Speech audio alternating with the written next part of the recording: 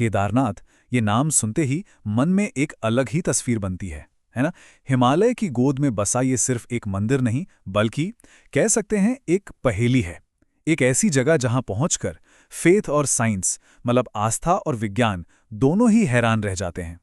तो चलिए आज हम इसी केदारनाथ के कुछ ऐसे अनसुलझे रहस्यों की पड़ताल करते हैं जो हजारों सालों से समय को चुनौती देते आ रहे हैं।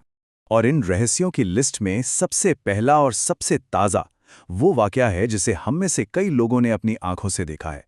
एक ऐसी भयानक प्रलय जिसमें सब कुछ, मतलब सब कुछ तबाह हो गया, लेकिन वो मंदिर, वो अपनी जगह पर अडिग वैसे का वैसा खड़ा रहा। ये कहानी है एक आपदा में हुए चमत्कार की। चलिए उस दिन पर वापस चलते हैं। तारीख थी 16 जून 2013। वो एक बहुत ही काली रात थी। आसमान से जैसे आफत बरस रही थी और ऊपर से पिघलते ग्लेशियर। इन दोनों ने मिलकर मंदाकिनी नदी को, आप समझिए कि एक विनाशकारी सैलाब में बदल दिया। और पानी और मलबे का ये सैलाब सीधा केदारनाथ घाटी को निगलने के लिए आगे बढ़ रहा था। और फिर देखते ही देखते लगभग 6000 जिंदगियां उस प्रलय में समा गईं। पानी का बहाव इतना इतना तेज था कि रास्ते में जो कुछ भी आया, बड़े बड़े होटल, घर, दुकानें, बाजार, सब कुछ जैसे ताश के पत्तों का घर हो वैसे ढह गए। लेकिन इस पूरी तबाही के बीच सोचिए, चारों तरफ सब कुछ खत्म हो चुका था और बीचों बीच एक चीज अपनी जगह पर खड़ी थी, हजारों साल पुराना केदारनाथ मंदिर। तो सवाल ही उठता है, कैसे? आखिर ये हुआ कैसे? यही तो वो रहस्य है जो आज भी सबको हैरान कर देता है। और तभी कुछ ऐसा हुआ जिससे लोग आज भी चमत्कार से कम नहीं मानते। उस भयानक बाढ़ के साथ एक बहुत बड़ी चट्टान बहकर आ रही थी। वजन करीब 1000 मीट्रिक टन। जरा अंदाजा लगाइए कितना भारी होगा। और वो चट्टान अचानक रहस्यमयी तरीके से मंदिर के ठीक 50 फीट पीछे आकर रुक गई, बस वहीं थम गई।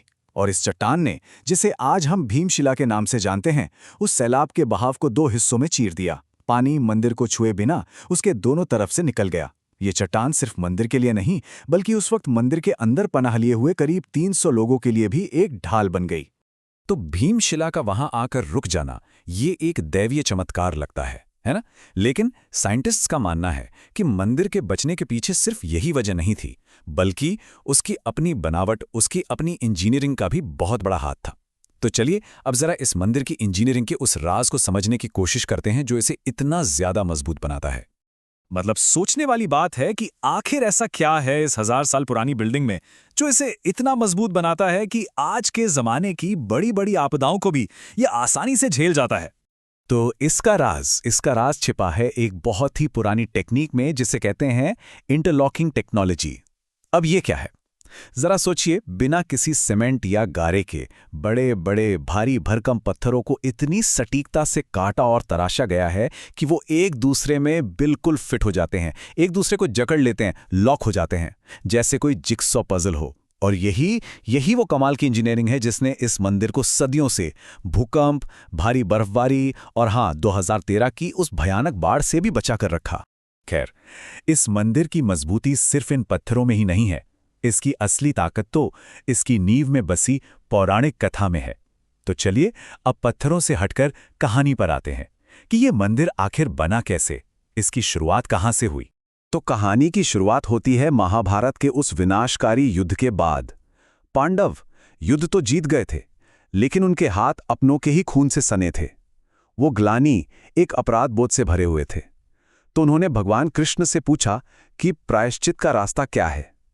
तब कृष्ण ने कहा, तुमने जो अपने बंधु बांधवों की हत्या का पाप किया है, उस पाप से मुक्ति तुम्हें केवल और केवल महादेव ही दिला सकते हैं। और बस यहीं से शुरू हुई पांडवों की भगवान शिव की खोज।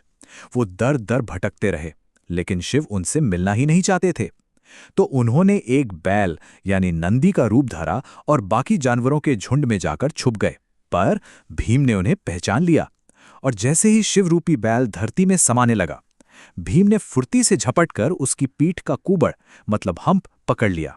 पांडवों की इस जबरदस्त भक्ति को देखकर शिव प्रसन्न हो गए। वो प्रकट हुए, उन्होंने पांडवों को उनके पाप से मुक्त किया और हमेशा के लिए उसी जगह पर, उसी कुबड़ के आकार के पत्थर के रूप में, यानी एक शिवलिंग के रूप में स्थापित हो गए। लेकिन केदारनाथ के रहस्यों का सिलसिला यहीं खत्म नहीं होता। असल में कुछ पहेलियां तो इतनी पुरानी हैं, सदियों पुरानी, कि आज भी वो दिमाग को चकरा देती हैं। अच्छा, क्या इस बात की कल्पना की जा सकती है कि जो मंदिर है ये 1 या 2 साल नहीं, 10 या 20 साल भी नहीं, बल्कि पूरे 400 साल तक बर्फ के नीचे पूरी तरह से दबा हुआ था? जी हाँ, 400 साल। हुआ ये था कि 13वीं से 17वीं सदी के बीच एक मिनी आइस एज यानी एक छोटा हिमयुग आया था, और उस दौरान ये पूरा का पूरा इलाका एक विशाल ग्लेशियर में तब्दील हो गया था। और सुनिए, ये कोई सुनी सुनाई कहानी या लोक कथा नहीं है। देहरादून के Wadia institute of Himalayan geology के साइंटिस्ट्स ने बाकायदा इसकी स्टडी की है और इसे कंफर्म किया है।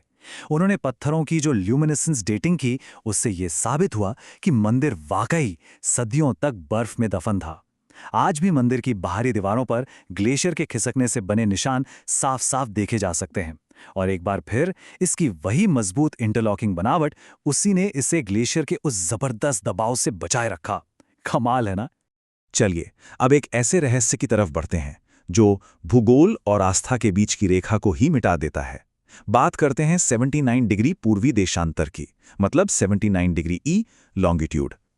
अब ये सिर्फ नक्शे पर खींची एक लाइन नहीं है, बल्कि ये एक ऐसा पवित्र धागा है जो केदारनाथ को कई और प्राचीन शिव मंदिरों से एक सीध में जोड़ता है। जरा ध्यान से देखिए, उत्तर में केदारनाथ उत्तराखंड में, वहां से शुरू होकर दक्षिण में रामेश्वरम तक तमिलनाडु में। इन दोनों के बीच करीब 2300 किलोमीटर का फासला है, और इसी सीधी रेखा पर एक ही लॉन्गिट्यूड पर 7 प्राचीन शिव मंदिर स्थित हैं।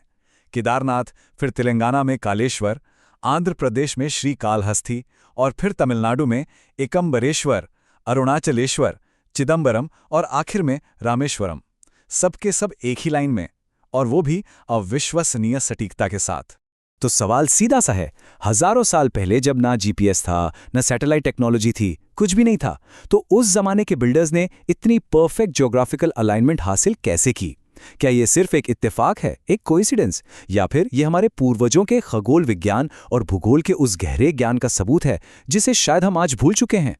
केदारनाथ का एक और रहस्य हर साल दोहराया जाता है। होता यह है कि सर्दियों में जब भारी बर्फबारी के कारण मंदिर के कपाट यानी दरवाजे 6 महीनों के लिए बंद कर दिए जाते हैं, तो पुजारी अंदर एक दिया जलाकर आते हैं। और सबसे हैरानी की बात, जब 6 महीने बाद सब कुछ बर्फ से ढका होता है और कपाट दोबारा खोले जाते हैं, तो वो दिया ठीक वैसे का वैसा जलता हुआ मिलता है। सवाल फिर वहीं, आखिर कैसे? ऑक्सीजन कहाँ से आती है? घी कैसे खत्म नहीं होता? तो देखिए, इसको लेकर जो मान्यता है वो ये कहती है कि इन 6 महीनों के दौरान जब किसी भी इंसान के लिए वहां पहुंचना नामुमकिन होता है, तब स्वयं देवता स्वर्ग से पृथ्वी पर उतरते हैं और भगवान शिव की पूजा अर्चना करते हैं। तो चलिए, अब हम इस चर्चा के आखिर में पहुंचते हैं और बात करते हैं इस मंदिर की एक बहुत ही अनोखी परंपरा की, और साथ ही इसके भविष्य से जुड़ी एक भविष्यवाणी की।